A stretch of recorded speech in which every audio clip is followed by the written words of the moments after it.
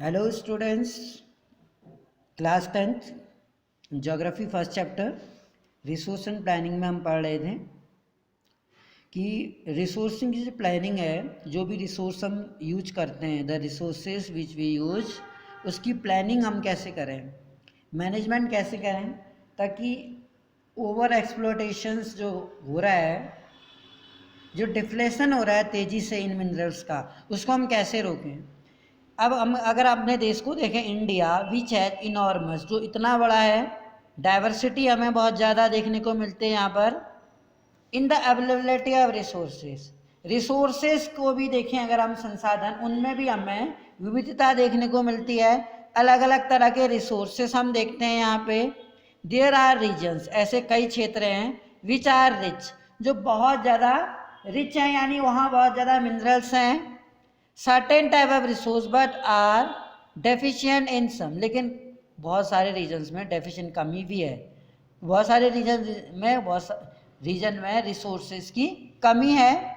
There are some regions, ऐसे regions हैं India में which can be consider self sufficient, जो आत्मनिर्भर हैं, यानी वहाँ पर्याप्त मात्रा में रिसोर्सेस हैं, कोई कमी नहीं है उनके पास। There are some region, have or have not की स्थिति है, यानी कई रीजन्स में इंडिया में। And there are some regions, कुछ क्षेत्र ऐसे हैं विच हैव एक्यूट शॉर्टेज, जिसमें क्या है, पूर्ण रूप से एक्यूट शॉर्टेज है। सम वाइटल, बहुत ज़रूरी जो रिसोर्सेस हैं, जैसे कि एग्जाम्पल के रूप में जो स्टेट है इंडिया में, झारखंड है, छत्तीसगढ़, मध्य प्रदेश, यहाँ पर ये तीन स्टेट जो हैं, झारखंड, छत्तीसगढ़, मध्य प्रदेश, वहाँ पर कोल डिपॉजिट लगभग इंडिया में 70 to 80% कोल डिपॉजिट तो इन्हीं तीन स्टेटों में हमें देखने को मिलता है। यानी कि यहाँ ह्यूज मात्रा में हमें कोल के डिपॉजिट देखने को मिलेंगे। अरुणाचल प्रदेश में अगर हम देखें, वहाँ पर हमें कोल की अवेलेबिलिटी तो नहीं मिलेगी, लेकिन एबंडेंस ऑफ वाटर, लेकिन ज़्यादा मात्रा में हमें पानी मिलेगा, प्रचुर मात्रा में, बट लैक्स इन इंफ्रास्ट्रक्चर। लेकिन अरुणाचल प्रदेश में अगर हमें वाटर अवेलेबल मिलेगा, जो नेचुरल रिसोर्स है, तो लेकिन वहाँ पर हमारे पास ऐसा इंफ्रास्ट्रक्चर नहीं है, ऐसी तकनीकी नहीं है कि हम उस वाटर को यूटिलाइज कर सकें। द स्टेट ऑफ राजस्थान, वहीं अगर हम राजस्थान की बात करें, is very well endured solar और विंड एनर्जी में राजस्थान और गुजरात काफ़ी वेल इंडोर्ड रखते हैं, स्थान रखते हैं, बट सोलर और विंड एनर्जी होने के बाद भी लैक्स इन वाटर रिसोर्स, वहाँ पर वाटर रिसोर्स नहीं है। अरुणाचल प्रदेश में वाटर रिसोर्स है, इंफ्रास्ट्रक्चर नहीं है। गुजरात, राजस्थान में विंड एनर्जी है, लेकिन वाटर नहीं है।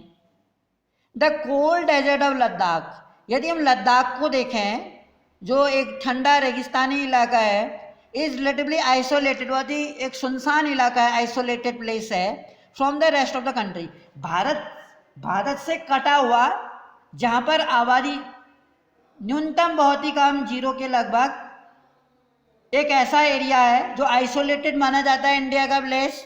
लेकिन आइसोलेटेड होने के बावजूद भी it has a very rich cultural, इसकी जो संस्कृति है, जो विरासतें हैं, यहाँ पर याक पाया जाता है, यहाँ जो आदिवासी समुदाय रहता है, उनकी अलग एक संस्कृति है, एक पहचान है, एक स्थान रखता है, वो एक हेरिटेज है। लेकिन इट इज डिफिशिएंट वाटर, लेकिन यहाँ पर पानी, अब अरुणाचल में पानी था, इंफ्रास्ट्रक्चर नहीं था। गुजरात और राजस्थान में विंड एनर्जी पॉसिबल था, लेकिन वहाँ भी वाटर नहीं था। जैसे कि लद्दाख में कल्चरल और हेरिटेज काफ़ी इम्पोर्टेंस रखता है, कल्चरल हेरिटेज में, लेकिन इंफ्रास्ट्रक्चर और वाइटल कुछ ज़रूरी जो मिनरल्स हैं, उनकी कमी है वहाँ पे। दिस कॉल फॉर बैलेंस, यही चीज़, इट मीन्स जो रिसोर्सेज वहाँ पर हैं, इनके साथ साथ हमारे पास ऐसा इंफ्रास्ट्रक्चर हो, ऐसी हमारे पास टेक्नोलॉजी, हमारे पास ऐसा स्किल हो कि जो मिनरल्स उस एक स्पेसिफिक लोकलाइज प्लेस में हमें मिनरल्स दिख रहे हैं, हम उनको यूटिलाइज भी कर सकें। फ़ायदा क्या हुआ, अगर किसी जगह पे कोई मिनरल्स हैं, या विंड एनर्जी पॉसिबल है, या वाटर एनर्जी, हम उसको इंफ्रास्ट्रक्चर की कमी के कारण उसको हम उसका एडवांटेज नहीं ले पा रहे हैं। इसी को बैलेंस रिसोर्स कहलाता है। प्लानिंग एट द नेशनल, इसलिए हमें एक नियोजन बनाना पड़ेगा, एक योजना बनानी पड़ेगी नेशनल, स्टेट लेवल पर, रीजनल और या लोकल लेवल पर एक ऐसी योजना बनाने की हमें जरूरत है। रिसोर्स प्लानिंग इन इंडिया की अगर हम बात करें, रिसोर्स प्लानिंग इज कॉम्प्लेक्स। जो रिसोर्स प्लानिंग है एक कॉम्प्लेक्स प्रोसेस है, जटिल प्रक्रिया है। एक प्लानिंग करना एक आसान नहीं है, प्लानिंग मैनेजमेंट करना, उसको सही तरीके से यूटिलाइज करना एक इजी टास्क नहीं है। विच इन्वॉल्व, इसमें क्या करना पड़ता है, आइडेंटिफिकेशन, एक पहचान करनी पड़ती, इन्वेंटरी जो खोज है रिसोर्सेज की, पहचान करनी पड़ती कि हमें कौन से एक स्पेसिफिक रीजन में हमें किस तरह के हमें मिनरल्स मिलेंगे। द इन्वॉल्व, इसमें सर्वे करना जरूरी, सर्वे करना है, मैपिंग एंड क्वालिटिव और क्वांटिटिव एस्टिमेशन की उसकी क्वालिटी क्या होगी और वो कितनी मात्रा में वो मिनरल्स हमें वहाँ पर। ऐसा कब हो सकता है, जब उसकी मैपिंग करें, क्वेरिंग करें, सर्वे करें, उस जगह पर सर्वेक्षण करें, उस एरिया का पता लगाएं वहाँ पर कि हमें कौन सी मिनरल्स और किस मात्रा में वो अवेलेबल है वहाँ पे। इन्वॉल्विंग प्लानिंग स्ट्रक्चर जो है उसकी प्लानिंग करें, इंडोर एप्रोप्रिएट टेक्नोलॉजी, एक सही तरह की टेक्नोलॉजी के साथ, स्किल के साथ, हमारे पास स्किल होना चाहिए उस काम को सही तरीके से करने के लिए, जिसकी वेस्टिंग ना हो ज़्यादा, हमारे पास नई तरह की मशीनें हों, इंस्टीट्यूशनल सेटअप और इम्प्लीमेंट, ताकि हम रिसोर्सेज को इम्प्लीमेंट करें। मैचिंग द रिसोर्स डेवलपमेंट को प्लान्स करें ओवर नेशनल डेवलपमेंट के साथ, और इस तरह की जो योजनाएं हैं, जो रिसोर्स डेवलपमेंट है, संसाधनों का जो विकास है, जो योजनाएं हैं, उसके साथ हमारा एक राष्ट्र का विकास भी जुड़ा हुआ हो। India has made concerted efforts, India ने बहुत सारे एफर्ट्स किए हैं for achieving the goals, in goals को अचीव करने के लिए।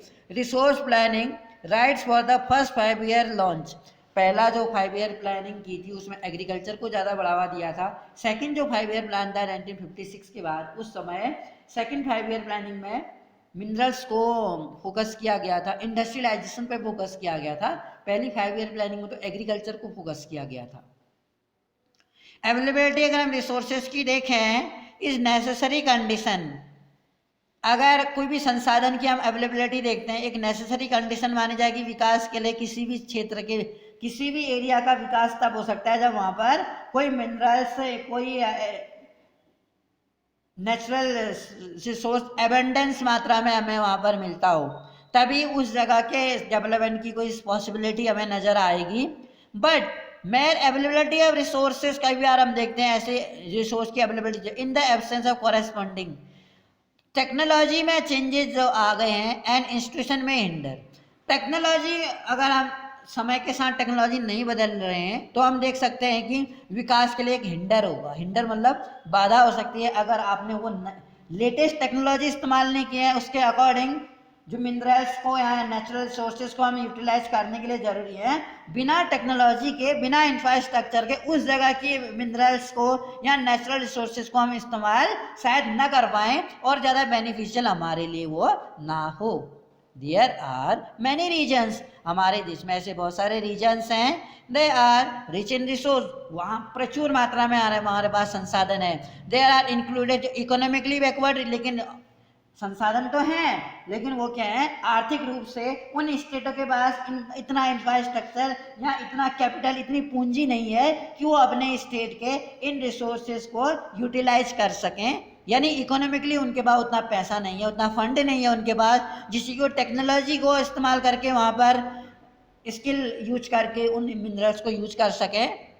Contrary there are some regions, ऐसे रीजन भी हैं विच है पुअर रिसोर्स, जिनके पास रिसोर्स तो बहुत पुअर हैं, यानी उनके पास नेचुरल रिसोर्सेज या मिनरल्स नहीं है लेकिन वो फिर भी इकोनॉमिकली डेवलप्ड है। कुछ इकोनॉमिकली वीकर हैं, मिनरल्स में वो काफ़ी रिच है, लेकिन कुछ लोग मिनरल्स में वीक हैं, उन स्टेटों में मिनरल्स की कमी है लेकिन इकोनॉमिकली वो स्टेट क्या है, फिर भी काफ़ी डेवलप। अगर महाराष्ट्र को देखें, महाराष्ट्र में फिल्म सिटी भी है, तो इकोनॉमिकली जो महाराष्ट्र है वो बहुत ही ज़्यादा क्या है, डेवलप्ड है। तो हिस्ट्री ऑफ कॉलोनाइजेशंस को देखें, जहाँ पर ब्रिटिशर्स हम पे यहाँ शासन करते थे, रिवील्स करते थे वो रिच रिसोर्सेज जो थे जिन संसाधनों को हमारे स्टेट्स में बहुत ज़्यादा जगहों पर देखा गया था, in colonies were the main attraction. कॉलोनियों में हम देखते थे, जो कॉलोनी यहाँ बसी थी, कॉलोनाइजेशन था, सभ्यता यहाँ पर थी, उस समय हम देखते हैं कि बहुत सारे जो ब्रिटिशर्स थे, मेन अट्रैक्शन था, जो फॉरेन इन्वेडर्स यहाँ पर बसे, बाहरी लोग, उन लोगों ने क्या किया, यहाँ पर उन संसाधनों को यूटिलाइज किया। It was primarily the high level, primarily में हमने देखा हाई लेवल था टेक्नोलॉजी का। उनके बाद डेवलपमेंट ऑफ द कॉलोनियल जो कंट्रीज थी, colonial country that help them to exploit, और जो रिच कंट्री थी उन लोगों ने एक्सप्लॉइट किया इन संसाधनों का ऑफ अदर रीजन्स में भी, एंड इस्टेब्लिश दियर सुपरमेसी। और इन कॉलोनीज पर जो बस्तियां थी, कॉलोनियाँ ब्रिटिशर लोगों ने अपनी बस्तियां यहाँ पे बसाई और अपनी सुपरमेसी यानी अपना प्रभुता, अपना अधिकार उसमें जमाया। सुपरमेसी मतलब अपनी एक शक्ति, सुपरमेसी अपनी शक्ति दिखाई इन बस्तियों पे। Therefore resource can contribute, इसलिए हम कह सकते हैं जो संसाधन है can contribute to development only when they are accompanied by appropriate technological development. इसलिए हम कह सकते हैं therefore resource can contribute, ये संसाधन हमें क्या कर सकते हैं, कंट्रीब्यूट, योगदान दे सकते हैं विकास के लिए केवल तभी जब when they are accompanied by, जब हमारे पास कोई टेक्नोलॉजी भी है, हमारे पास ऐसा कोई इंफ्रास्ट्रक्चर है, हमारे पास इंफ्रास्ट्रक्चर अच्छा नहीं है, स्किल नहीं है, टेक्नोलॉजी नहीं है, मशीनें नहीं है, वैसे ही ट्रेंड नहीं है लोग, तो बिना टेक्नोलॉजी के हम लोग उन नेचुरल रिसोर्सेज को या उन मिनरल्स को यूटिलाइज नहीं कर सकते। एंड इंस्टीट्यूशनल चेंजेस जो हैं इंडिया एज एक्सपीरियंस, भारत ने अनुभव किया है all this in different phases of colonisation. जो बस्तियां थी अलग अलग, उनके अलग अलग फेसेस में ये रियलाइज किया है, अनुभव किया है भारत ने इस चीज़ को।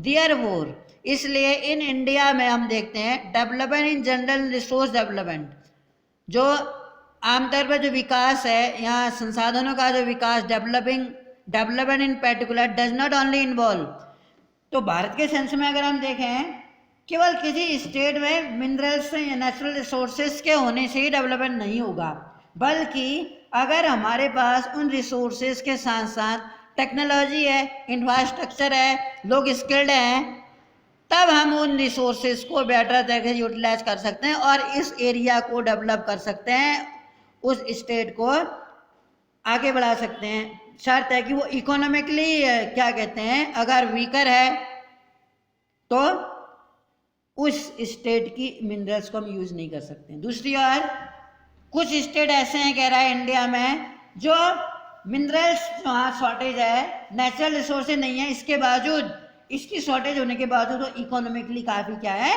स्ट्रांग है, आर्थिक रूप से उनके पास बहुत पैसा है, इंफ्रास्ट्रक्चर है उनके पास, but also the technology, quality of human resource and these historical experience of the people. ये एक ऐतिहासिक अनुभव है लोगों का जो इंडिया के सेंस में हमने भी नोटिस किया है। कंजर्वेशन ऑफ रिसोर्सेज को अगर हम देखें कि हम इन संसाधनों को कंजर्व कैसे करें, रिसोर्स आर वाइटल, जो ये संसाधन है ये बहुत ही जरूरी हैं देश डेवलपमेंट एक्टिविटी करने के लिए, विकास के लिए, बट इरेशनल कंजप्शन, अगर हम इरेगुलरली कंज्यूम कर रहे हैं या ओवर यूटिलाइजेशन कर रहे हैं, एक्सप्लोटेशन ज़्यादा कर रहे हैं रिसोर्सेज का, ज़रूरत से ज़्यादा हम वेस्ट ज़्यादा कर रहे हैं। अनस्किल्ड लोग अगर रिसोर्स को यूटिलाइज करेंगे तो डेफिनेटली वो वेस्ट ज़्यादा करेंगे क्योंकि अनस्किल्ड हैं वो, में लेड टू सोशो इकोनॉमिक, जो सामाजिक आर्थिक रूप से है, और इन्वायरमेंट की प्रॉब्लम भी हो जाएगी, लैंड डिग्रेडेशन हो सकता है, इन्वायरमेंटल क्राइसिस हो सकती हैं, और मिनरल्स की हैव और हैव नॉट की स्थिति हो सकती है ओवर यूटिलाइजेशन करने से। इन्वायरमेंटल प्रॉब्लम टू ओवरकम, इन प्रॉब्लमों को दूर करने के लिए एग्जाम में क्वेश्चन यहाँ से आ जाता है, हम कैसे मिनरल्स को कंजर्व कर सकते हैं, क्या मेथड है, what are the methods to conserve the minerals. इसके लिए इन प्रॉब्लम्स को ओवरकम, जीतने के लिए इन प्रॉब्लम्स को सॉर्ट आउट करने के लिए हमें इन रिसोर्स को कंजर्वेशन करना जरूरी है हर लेवल पर। This has been the main concern, ये एक क्या थी, एक मुख्य समस्या थी, कंसर्न थी नेताओं के लिए भी, लीडर्स और थिंकर्स जो थे, जो विचारशील थे, विचारक जो थे इन द पास्ट के टाइम पर हमारे जो ग्रेट लीडर्स थे, थिंकर्स थे, इन्वायरमेंटलिस्ट थे या लीडर्स थे, थिंकर्स थे, बड़े लोग जो लोग ग्रेट पर्सन्स थे, वो लोग सोचते थे कि इन मिनरल्स को हम कैसे कंजर्व करें। For example Gandhi ji was a very effort in voicing is concern, Gandhi ji बहुत ही ज़्यादा चिंतित थे अपनी आवाज़ को बुलंद करने के लिए रिसोर्स के संदर्भ में। कंजर्वेशन के लिए उनके ये जो शब्द थे, कैसे कंजर्वेशन चाहते थे, वो संरक्षण कैसे चाहते थे। This is enough for everybody's need, वो कह रहा है कि हर एक की आवश्यकताओं के लिए यहाँ पर इनफ है, कह रहा है मिनरल्स, हम अपनी आवश्यकताओं की पूर्ति जिनसे हमें हो सके, जितने से हम सेटिस्फाई हो सके, उतने हमारे पास मिनरल्स इनफ हैं। But not for anybody's greed, लेकिन किसी के लालच को पूरा करने, किसी लालच का तो कोई अंत नहीं है, यानी कि इतने संसाधन नहीं कि किसी का लालच पूरा हो जाए, यानी जिसका जो लालच हो यहाँ इनडिस्क्रिमिनेटली फॉरेस्ट को काट रहा है या मिनरल्स को ओवर यूटिलाइज कर रहा है या लैंड डिग्रेडेशन वाटर को वॉल्यूट कर रहा है, तो आदमी के लालच की तो कोई सीमा नहीं है, नो लिमिट। वही लालच को तो पूरा भी नहीं किया जाता, लालच कभी भरता भी नहीं है आदमी का, तो लालच को पूरा करने के लिए हमारे पास साधन सीमित हैं, लेकिन आवश्यकताओं के लिए हमारे पास असीमित है। लालच के लिए सीमित है और आवश्यकताओं के लिए असीमित है। हमें थोड़ी सी हमारी जिससे पूर्ति हो सके उससे ज़्यादा मिनरल्स नेचर ने हमको प्रोवाइड कराए हैं। ही प्लेज ए ग्रेडी, वो क्या करते हैं, जो लालची हैं, जो मतलबी हैं, इंडिविजुअल्स जो है व्यक्तिगत रूप से अपना स्वार्थ चाहते हैं, लालची होते हैं और मतलबी होते हैं, जो एक्सप्लॉइट करते हैं उन नेचर का मॉडर्न टेक्नोलॉजी का इस्तेमाल करके, वो क्या है, एक मुख्य कारण है इन रिसोर्स के डिप्लेशन होने का ग्लोबल लेवल पे। ग्लोबल क्राइसिस भी हमको देखने को मिलती है इससे। He was against the mass productions, वो मास प्रोडक्शंस के अगेंस्ट है and wanted to replace it with the production by the masses. अगर हम इंटरनेशनल लेवल पर देखें, जो क्लब ऑफ रोम है advocated resource conservation for the first time, इन्होंने फर्स्ट टाइम जो कंजर्वेशन किया इन्हें मोर सिस्टमेटिक वे में 1968 में, सब्सिक्वेंटली 1974 को अगर हम देखें, इंटरनेशनल लेवल पर एक क्लब था बेटा, क्लब ऑफ रोम, उसने क्या किया, एडवोकेट रिसोर्स कंजर्वेशन के लिए फर्स्ट टाइम एक सिस्टमेटिक वे बनाया 1968 में और सब्सिक्वेंटली 1974 में। जो गांधी की फिलॉसफी थी, Gandhian philosophy, was once again, एक बार दोबारा से प्रेजेंट की गई रोम में, present bye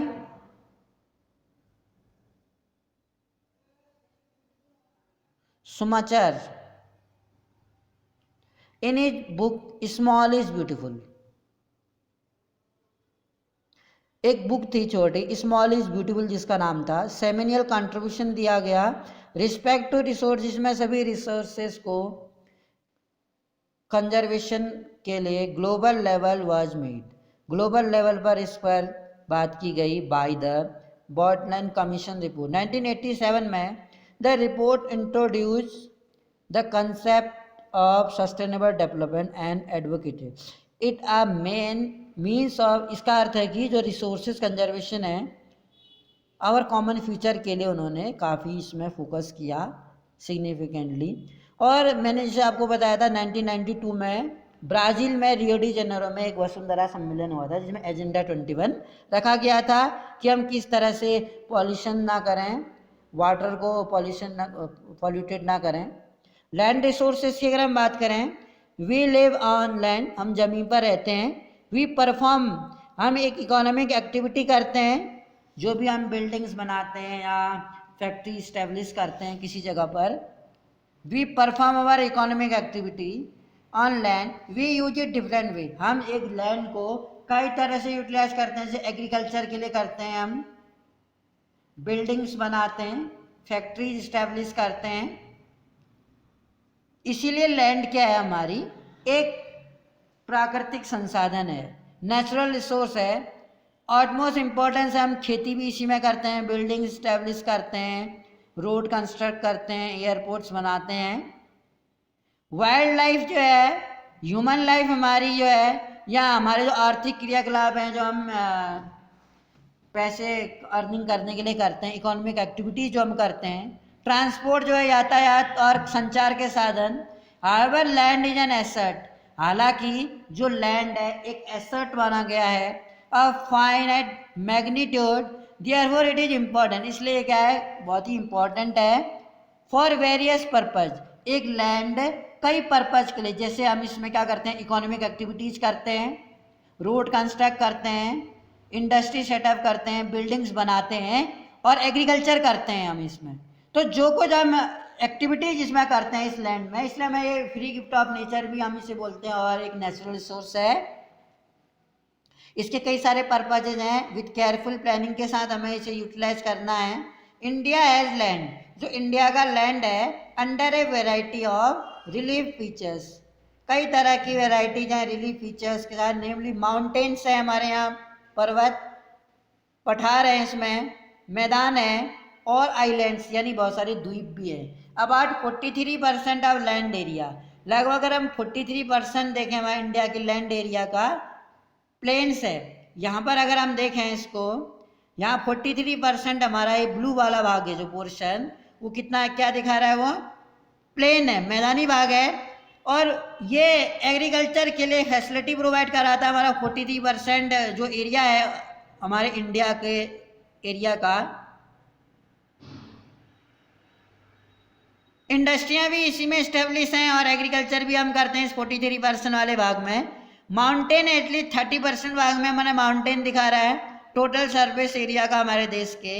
and penile flow of some, और इसी में कुछ पर्वतों से निकलने वाली नदियां हैं, प्रायद्वीपीय नदियां, समरी प्रोवाइड फैसिलिटी, और इन नदियों में टूरिज्म काफ़ी डेवलप होता है। इकोलॉजिकल एक्सपेक्ट है 27%, जो येलो वाला भाग है इसमें प्लेटो है, इसमें पठारी भाग है, ये हमारा पर्वतीय भाग है। टूरिज्म के लिए बढ़ावा मिलता है, रिवर्स वहाँ भी निकलती हैं यहाँ से, काफ़ी झीलें हमें यहाँ दिखने, झरने मिलते हैं यहाँ पहाड़ी भाग में। It possesses rich reserve of minerals, और इस पठारी वाले भाग में जो हमारा 27% है, काफ़ी ज़्यादा मिनरल्स हमें यहाँ मिलती है, फॉसिल फ्यूल्स हैं और फॉरेस्ट, जंगल भी हमें यहाँ पे मिलते हैं, जैसे पर्वतीय भाग में भी जंगल मिलता है। लैंड का जो यूटिलाइजेशन है, हम एक लैंड को कैसे यूटिलाइज करते हैं, land resource are use for the following purpose, following purpose के लिए बहुत ज़रूरी है। पहला जैसे हम देखते हैं फॉरेस्ट जो है, land not available for cultivation, हम देखते हैं कि बहुत सारी लैंड है जिसमें हम कल्टिवेशन शायद नहीं कर पाते हैं। इसके रीज़न है कि बहुत सारी जो लैंड है बैरन है, वो बंजर है और वेस्ट है।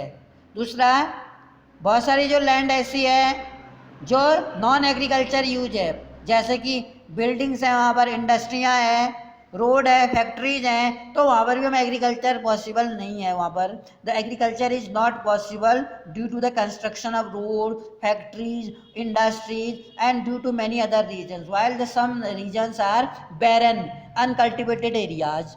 थर्डली, अदर कल्टिवेटेड जो लैंड है, इसके अलावा जो अनकल्टिवेटेड लैंड है, परमानेंट पास्चर्स, कुछ एरिया में तो इंडस्ट्रियलाइजेशन होने से, बिल्डिंग्स या फैक्ट्री इंडस्ट्री सेट होने से नहीं कर पाते हैं एग्रीकल्चर। कुछ एरिया बैरन लैंड है, यानी उपजाऊ नहीं है, बैरन मीन्स बंजर होता है, वेस्ट पड़ा हुआ है, वहाँ पर पॉल्यूशन, लैंड पॉल्यूशन है।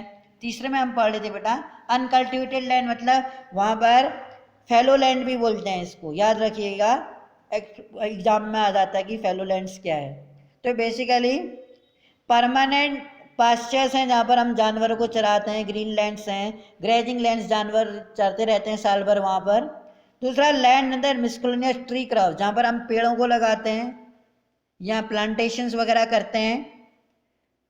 तीसरा, कल्चरेबल वेस्ट लैंड्स है, यानी कि वहाँ पर लेफ्ट अनकल्टिवेटेड 5 साल तक उस कृषि एरिया को अनकल्टिवेटेड छोड़ा जाता है, कुछ कल्टिवेशन नहीं किया जाता।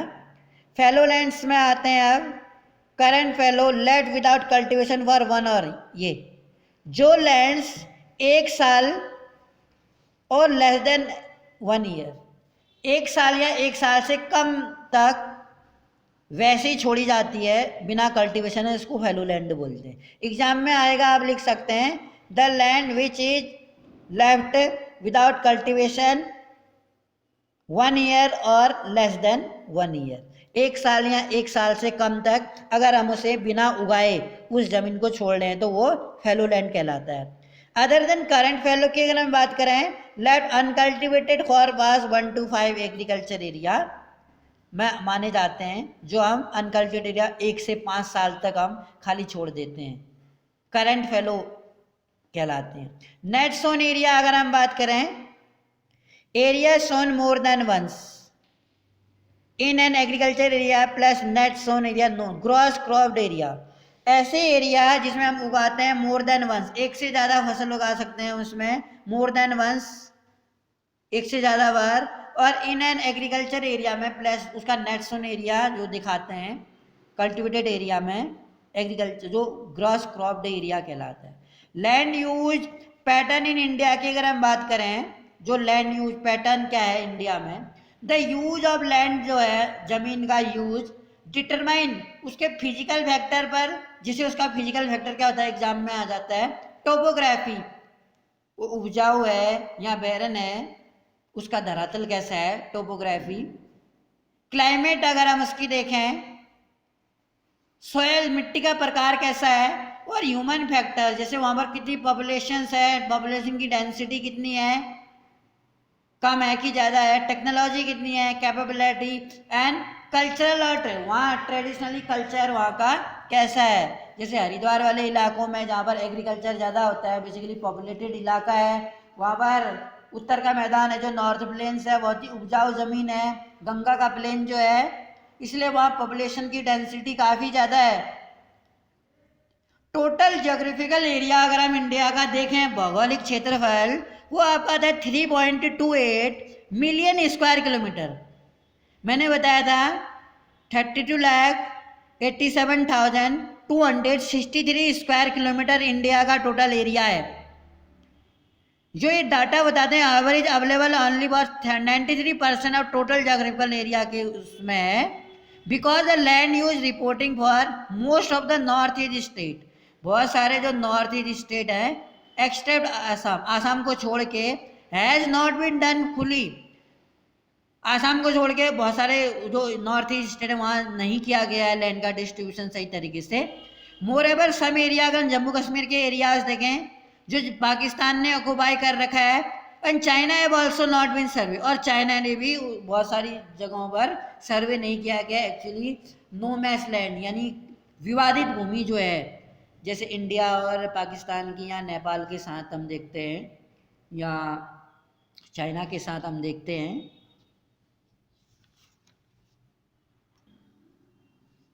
यहाँ पे हम एक जनरल लैंड यूज़ कैटेगरी देखें 1960 की, तो इसमें हम देख रहे हैं ये जो फॉरेस्ट है ब्लू वाला भाग 3.50, फॉरेस्ट कितने भागों में दिख रहा है, बैरन बंजर और बेकार पड़ी जो भूमि है येलो पोर्शन आपका 12% दिखा रहा है। एरिया अंडर नॉन एग्रीकल्चर जिसमें जैसे पास्चर लैंड है या ग्रेजिंग एरिया है जिनमें लोग जानवरों को चराते हैं परमानेंटली, ये वाला भाग दिख रहा है 4.95, और जो वाइट वाला पोर्शन है परमानेंट पास्चर ग्रेजिंग लैंड्स है 4.71 है, और जो ब्राउनिंग जो ये वाला कलर है area under miss tree crops जहाँ पर पेड़ लगाए गए। अब इसमें हम देखें क्या चेंजेस आए होंगे। 2002 अगर हम देखें कोई चेंजेस अगर हमें इसमें दिख रहा है, जो कल्चरेबल वेस्ट लैंड है वो है 22.57 वेस्ट लैंड जो है, और ऐसे नेट सोन एरिया जो है 43.41 सबसे ज़्यादा दिखा रहा है। येलो पोर्शन हम देख रहे हैं करंट फैलो में 6.29, और ऐसे ही ब्लू कलर जो है फैलो अदर देन करंट फैलो जिसमें से जानवरों को हम चराने के लिए ले जाते हैं। The land under permanent pasture की अगर हम बात करें, जो परमानेंट पास्चर थे जहाँ लोग अपने जानवरों को चराते थे वो क्या हो रहे हैं अब डिक्रीज घटते जा रहे हैं। How are we able to feed, अगर ऐसा होता रहा if continuously the grazing areas are reducing, then कैसे जो ह्यूज कैट पॉपुलेशन है जानवरों की हम उसको फीड कराएंगे on the pasture land, and what are the consequences, इसके परिणाम क्या होंगे। कॉन्सिक्वेंसेस मीन्स होता है, कॉन्सिक्वेंसेस मीन्स परिणाम क्या होंगे इसके। मोस्ट ऑफ अदर देन जो करंट फैलो लैंड्स है शेयर इधर अ पुअर क्वालिटी, जो हम फैलो लैंड्स देख रहे हैं पुअर क्वालिटी के, कॉस्ट ऑफ कल्टीवेशन, और जो कॉस्ट है कल्टीवेशन की सच लैंड की वो बहुत ज़्यादा हाई है, लेकिन क्वालिटी में काफ़ी बेकार हैं। Hence this land are cultivated, इसलिए जो लैंड है अगर हम इसे कल्टीवेशन करते हैं वंस और ट्वाइस, एक बार में, एक साल में 2 बार की जाती है, अबाउट 2 to 3 years, जो कल्टीवेट वंस 2 साल में हम एक बार करें, once of those in about 2 to 3 years में, 2 से 3 साल के गैप में। If they are included in net sown area में अगर हम इंक्लूड करते हैं, परसेंटेज ऑफ जो है इसका इंडिया कंस्ट्रोवर्ट 54%, इंडिया 54% में आएगा टोटल रिपोर्टिंग एरिया के। अगर हम पैटर्न देखें इसका नेट जोन एरिया का, जिसमें हम टोटल उगा रहे हैं नेट जोन एरिया, वेरी जो अलग अलग है ग्रेट स्टेट को देखिए, स्टेट की कंडीशंस को देख के जो नेट जोन एरिया है वो अलग अलग है। It is over 80% of total population. Punjab की अगर हम बात करें, पंजाब और हरियाणा की, ये टोटल पॉपुलेशन 80% एरिया में वहाँ पर हम कल्टीवेशन कर रहे हैं। लेस देन 10%, जहाँ 80% से ज़्यादा पंजाब और हरियाणा में नेट जोन एरिया है, वही अरुणाचल प्रदेश में 10% से भी कम है। मिजोरम और मणिपुर, अंडमान और निकोबार में। फॉरेस्ट एरिया की अगर हम बात करें, इन द कंट्री में फॉरेस्ट एरिया को देखें, अगर हम अभी हम नेट जोन एरिया का स्टडी कर रहे थे, जो फॉरेस्ट एरिया है हमारे देश में is far lower than these are 33%, geographical area का 33% से भी कम भाग में हमें दिखते हैं। It was outline in national forest policy 1952 में बनी थी, याद रखिएगा एग्जाम में आता है कि नेशनल पॉपुलेशन पॉलिसी NFP कब बनी थी।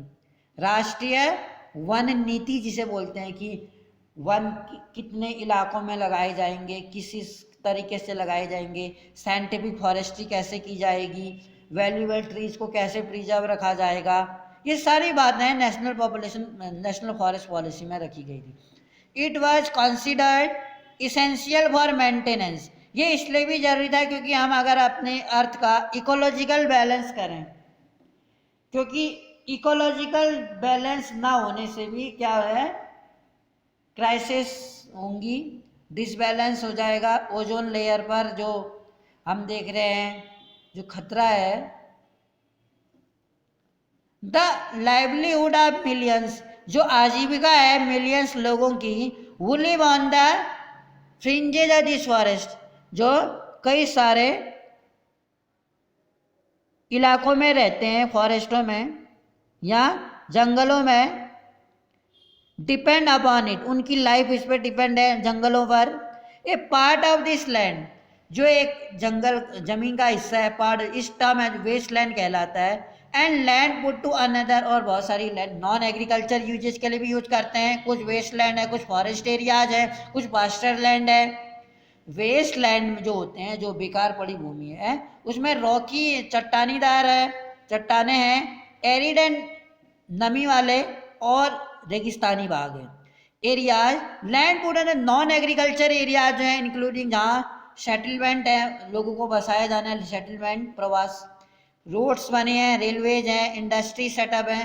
कंटिन्यूस लैंड का अगर हम यूज कर रहे हैं लॉन्ग पीरियड से, विदाउट टेकिंग, बिना एप्रोप्रिएट मेजर, उपयुक्त तो उसमें मेजर अपनाते हुए, कंजर्व एंड मैनेज करते हुए, तो इससे क्या होगा, अगर हम प्रॉपर कोई मैनेजमेंट या उसमें फर्टिलिटी नहीं डाल रहे हैं, लगातार हम एक ही प्रकार की फसल उगा रहे हैं, या सॉइल की फर्टिलिटी को नहीं जांच रहे हैं, या कुछ ऐसी फसल नहीं उगा रहे हैं जिससे उसमें नाइट्रोजन, फास्फोरस, पोटास की मात्रा बनी रहे, तो एक वक्त ऐसा हो सकता है कि लैंड डिग्रेडेशन, यानी लैंड की फर्टिलिटी तो रिड्यूस होगी। It has serious repercussion on society पर भी इसका एक गलत असर पड़ेगा, और हमारे पर्यावरण पर भी। लैंड डिग्रेडेशन की अगर हम बात करें और कंजर्वेशन मेजर देखें, जो लैंड डिग्रेडेशन है, हम आज की डेट में हम देख रहे हैं सॉइल की फर्टिलिटी कम होती जा रही है, हम डिफॉरेस्टेशन करते जा रहे हैं, पेड़ काटते जा रहे हैं, तो लैंड डिग्रेडेशन है। कंजर्वेशन के लैंड डिग्रेडेशन का रीजन और कंजर्वेशन के जो तरीके हैं वो क्या हैं वो हम पढ़ रहे हैं।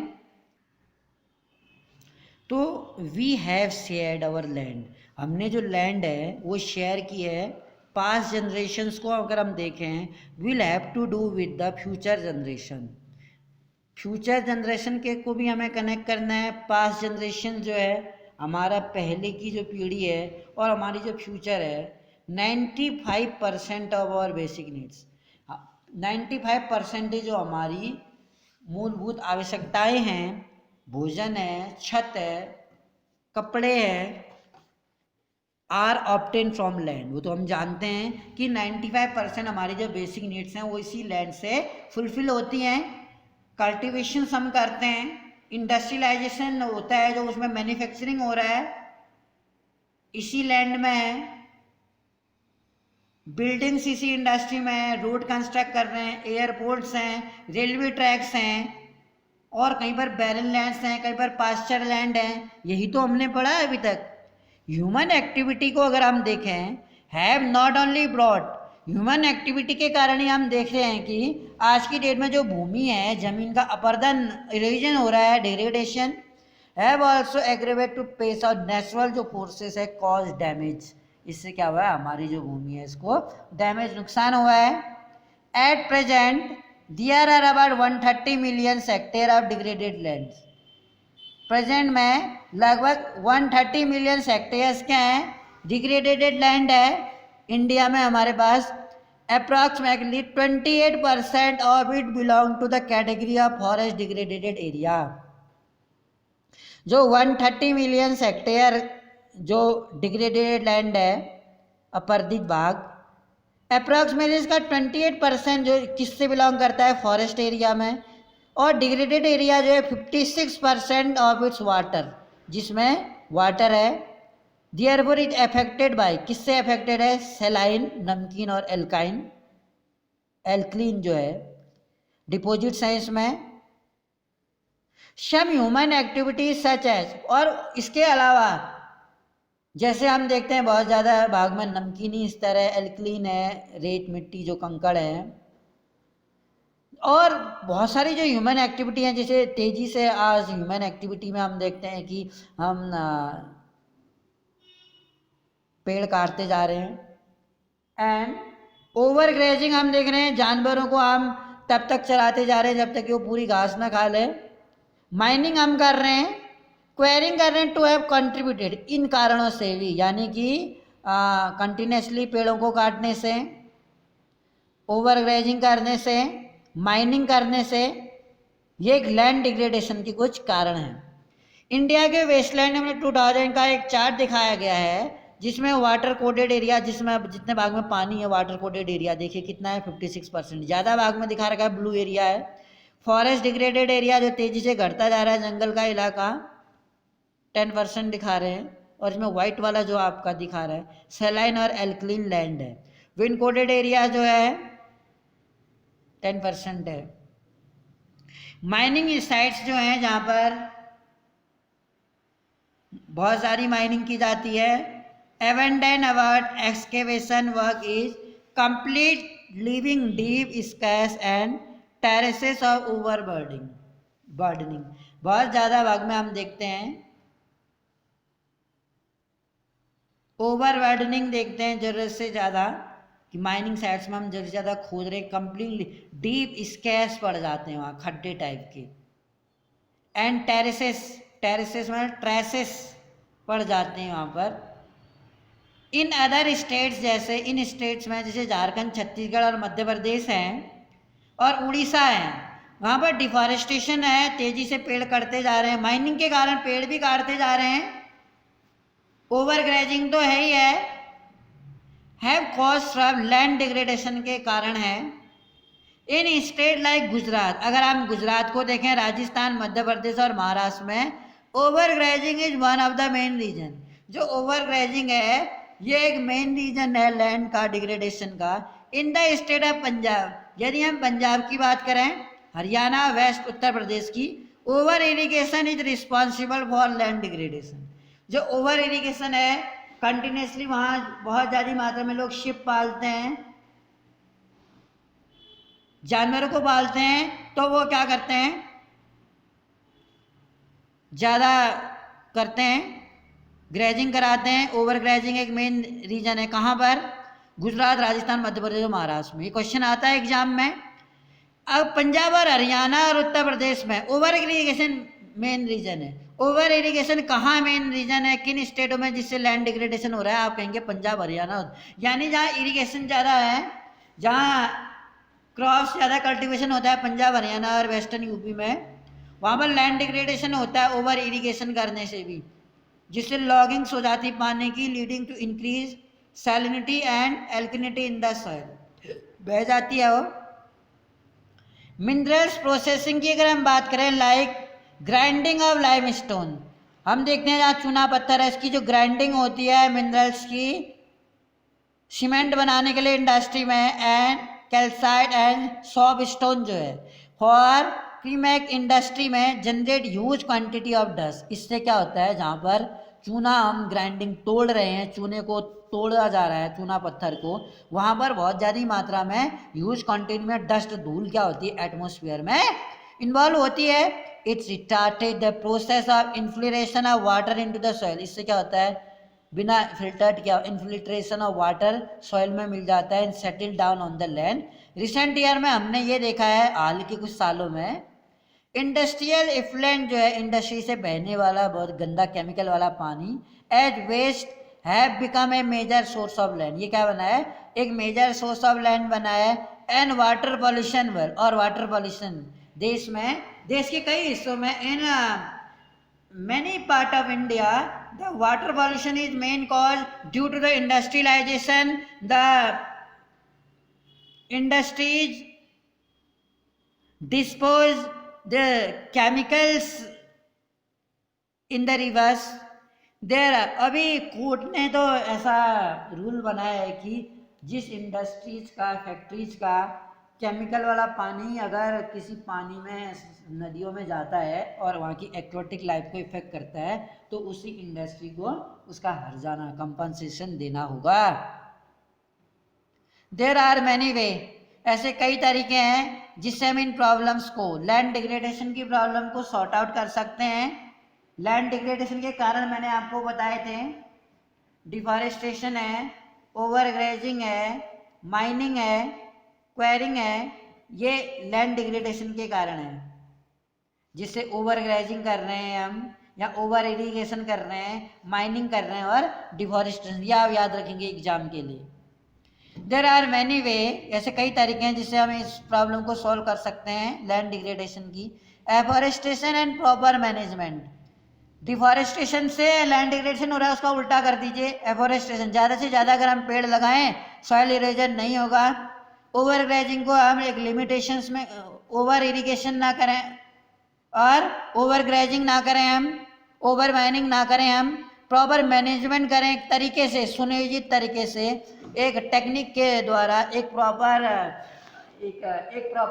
पॉलिसी बना के, नीति बना के हम ग्रेजिंग करें जानवरों की। ये भी कई हद तक एक्सटेंस कर सकता है लैंड डिग्रेडेशन को रोकने में। प्लांटिंग करें हम, शेल्टर बेल्ट, एक सीक्वेंस में हम प्लांट्स को लगाएं, कंट्रोल करें ओवर ग्रेजिंग पर, और स्टेबलाइजेशन ऑफ सैंड ड्यून्स, जो सैंड ड्यून्स बनते हैं, रेत के जो चाँद के आकार के sand dunes, bye growing thorny, इनको रोकने के लिए हम थॉर्नी बुशेस लगाएं। जो रेगिस्तानी इलाका है, डेजर्ट वाला इलाका है, हम वहाँ पर थॉर्नी वेजिटेशन बुशेस, झाड़ियाँ लगा सकते हैं। सम ऑफ द मेथड, ये कुछ तरीके हैं जिससे हम, by which we can check the land degradations in any area. Proper activities management जो है वेस्ट लैंड का, कंट्रोल ऑफ माइनिंग, जो वेस्ट लैंड है जहाँ पर अगर कोई माइनिंग पॉसिबल भी है तो उसको हम कंट्रोल करें। प्रॉपर डिस्चार्ज, जो डिस्पोजल है इंडस्ट्री का, इफ्लुएंट, तेजी से गंदा पानी जो बहता है केमिकल वाला, waste after treatment can reduce lands, जो क्या करें, लैंड्स को हम रिड्यूस करें, पानी न, ज़मीन पे ऐसा गंदा पानी जो डिस्चार्ज हो रहा है जिससे ज़मीन क्या होती है, पॉल्यूटेड हो रही है, वाटर डिग्रेडेशन, आज हम देख रहे हैं वाटर का हम डिग्रेडेशंस हैं इन इंडस्ट्रियल एंड सब अर्बन एरियाज। हम देख रहे हैं कि इंडस्ट्रियल एरियाज में या सब अर्बन एरियाज में जो वाटर है उसका डिग्रेडेशन हो रहा है। बेसिकली इंडस्ट्रियलाइजेशन और अर्बनाइजेशन होने से हम देखते हैं कि बड़े बड़े शहरों में सब लोग ट्यूबवेल्स यूज करते हैं, the people use the tubewells. तो continuously the people are using the tubewells, then within a few years what we will see that the level of underground water will be definitely decrease.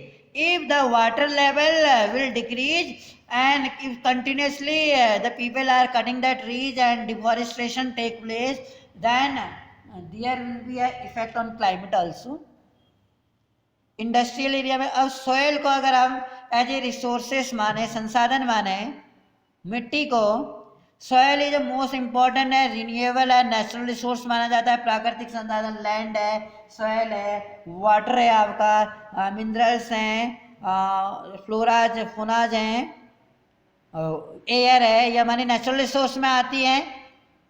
Abiotic और biotic resource जो मैंने आपको बताया था origin के आधार पर, abiotic में minerals, water, air, land ये आती हैं एबायोटिक में। बायोटिक में आती हैं ह्यूमन बीइंग्स, फ्लोरा, फोना, फिश जिनमें लाइफ होती है, वो बायोटिक हैं।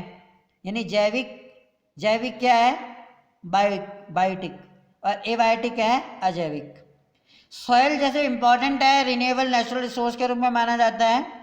जो it is a medium of plant growth, ये क्या है, एक मीडियम है प्लांट ग्रोथ का, and support different type of living organism. जो मैंने बताया, हम जो कुछ भी इकोनॉमिक एक्टिविटीज यहाँ करते हैं, या इंडस्ट्रियलाइजेशन है, एग्रीकल्चर हम यहाँ कर रहे हैं, माइनिंग हम यहाँ पे कर रहे हैं, ग्रेजिंग हम यहाँ पे करा रहे हैं, डिफॉरेस्टेशन या एफॉरेस्टेशन हम लैंड में कर रहे हैं। तो मैंने बताया था कि 95% से ज़्यादा जो हमारी एक्टिविटी है वो इसी लैंड से डिपेंड है। तो different type of living organism जब इसमें काम करते हैं, अगर हम इसमें देखें इस चार्ट को, इसमें इस फिगर को अगर हम देखें, वी सी दिस फिगर, जो ऊपर वाली मिट्टी है सबसे ऊपर की जिसमें हम खेती करते हैं या जिसको हम खोदते हैं, वो टॉप सॉइल कहलाती है। अपर सॉइल, टॉप सॉइल है सबसे ऊपर की मिट्टी जिसमें प्लांट उगते हैं। उसके बाद आती है आपकी सब सॉइल, जो वेदर्ड है, जो क्या है टूट जाती है चट्टानों से, जिसमें सिल्ट क्ले भी निकलती है।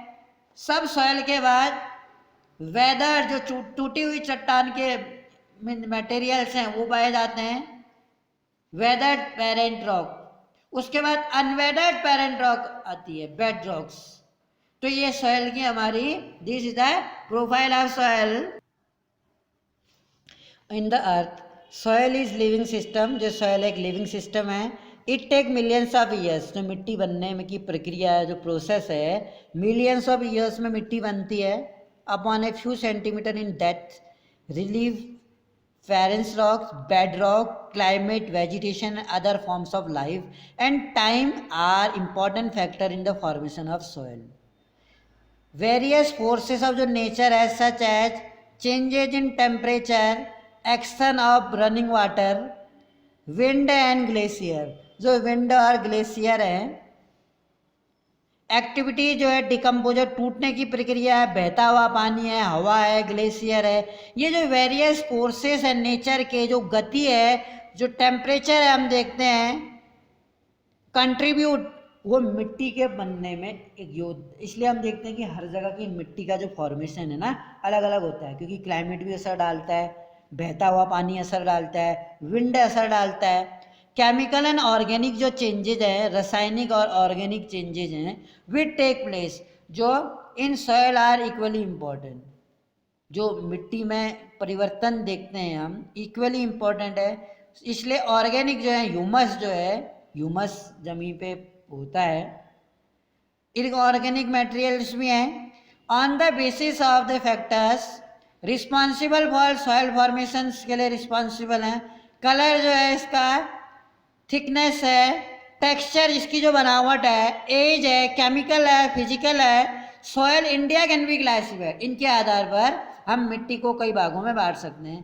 क्लासिफिकेशन ऑफ जो सॉइल है, India has varied well relief features, land form, climatic limb and vegetation types. These have contributed in the development of various type of soil. कई तरह की मिट्टी जो है हमें देखने को मिलती है. We will read in a next video. Thank you for joining me.